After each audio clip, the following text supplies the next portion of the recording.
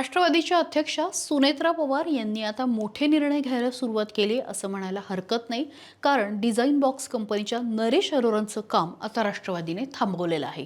खरं तर महाराष्ट्राच्या निवडणुकांमध्ये कॉर्पोरेट टच आणण्याची सुरुवात कोणी केली तर ती अरोरांनी केली. मात्र आता त्यांचं काम राष्ट्रवादीने थांबवलंय आणि या निर्णयात काही पक्षांतर्गत घडामोडी सुद्धा जबाबदार असल्याची चर्चा माध्यमांमध्ये रंगलेली आहे. आता हे नरेश अरोरांना काही छोटं मोठं व्यक्तिमत्व नाही, त्यांच्या तालावरती मागचे काही काळ राष्ट्रवादीमध्ये अक्षरशः डान्स झालेला आहे. त्यामुळे बघूया कोण आहेत नरेश अरोरा. नरेश अरोरा हे राजकीय रणनीतिकार आणि डिजिटल कॅम्पेन मॅनेजर आहेत. ते design box innovation private limited या कंपनीचे सहसंस्थापक आणि व्यवस्थापकीय संचालक आहे. ही कंपनी मुख्यतः पॉलिटिकल PR यासोबतच प्रचार व्यवस्थापन, पॉलिटिकल कॅम्पेन, त्यासोबतच सोशल मीडिया कॅम्पेन आणि ब्रँडिंग यासाठी काम करते. 2011 मध्ये अरोरांनी स्वतःच्या करिअरची सुरुवात केली. आधी कंटेंट डेव्हलपमेंट, त्याच्यानंतर डिजिटल मार्केटिंग आणि त्यानंतर पॉलिटिकल कॅम्पेन ह्याच्यामध्ये त्यांनी एंट्री केली.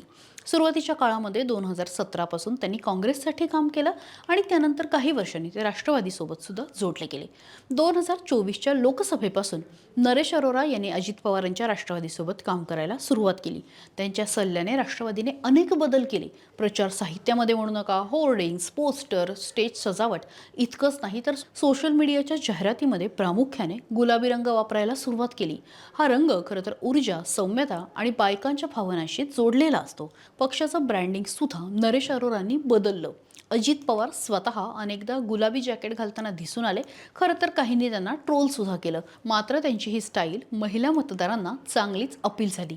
अजित पवार हे कायमच अँग्री मॅन म्हणून ओळखले जायचे. कायमच तडकते फडकते, त्यासोबतच बऱ्याचदा चिडलेले म्हणून त्यांची प्रतिमा होती. मात्र गुलाबी रंग वापरून कुठेतरी महिलांसाठी चांगला असलेला नेता, त्यांच्यासाठी निर्णय घेणारा नेता, अशा पद्धतीने त्यांची इमेज बनवण्याचा प्रयत्न झाला आणि कुठेतरी त्यांना सॉफ्ट दाखवण्याचा प्रयत्न झाला.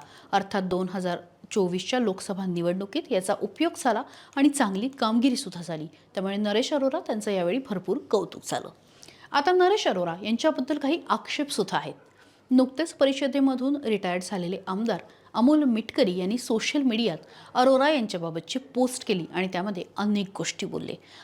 #सूत्रधार असं म्हटले, अजित पवारांच्या विमानाचा अपघाती घातपात या चर्चेतील मुख्य व लक्ष नसलेलं एक पात्र म्हणजे डिझाईन बॉक्सवाला गडी नरेश अरोरा.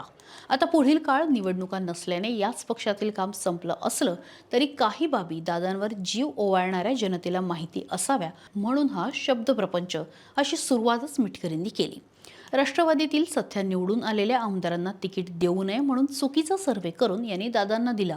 मात्र तेच आमदार 50,000हून अधिक मताने निवडून आले.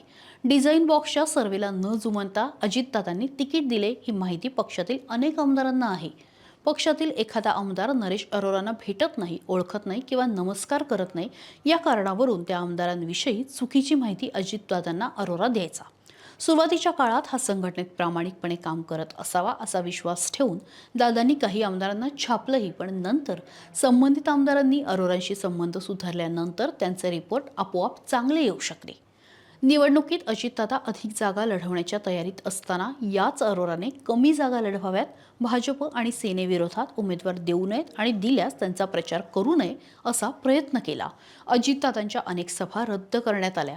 अजितदादांना या सर्व गोष्टींची जाणीव होती. मात्र ऐन निवडणुकीच्या काळात नवीन प्रचार यंत्रणा उभं करणं योग्य ठरणार नाही म्हणून त्यांनी या गोष्टींमध्ये लक्ष घातलं नाही. असं म्हटलं जातं की अरोरांच्या शब्दाला राष्ट्रवादीत चांगलंच वजन होतं. मात्र असं असतानाही सुनेत्रा पवारांनी त्यांचं काम थांबवलं आहे. पक्षात काही अंतर्गत घडामोडी घडतायत. अजित पवारांच्या माघारी सुनेत्रा पवार आणि पार्थ पवार पक्षाची जबाबदारी पेलत असताना काही मोठे निर्णय घेण्याच्या विचारात आहे आणि अरोरांची गच्छंती ही त्याचीच सुरुवात मानावी लागेल. तुम्हाला नेमकं काय वाटतंय कमेंट बॉक्समध्ये व्यक्त व्हा आणि त्यासोबतच सकाळला फॉलो करायला विसरू नका. महाराष्ट्रातील सर्व बातम्यांचे विश्वासार्ह व्यासपीठ सकाळच्या सर्व सोशल मीडिया प्लॅटफॉर्मला लाईक, फॉलो आणि सबस्क्राईब करा. तसंच सर्व नोटिफिकेशनसाठी बेल आयकॉन प्रेस करायला विसरू नका.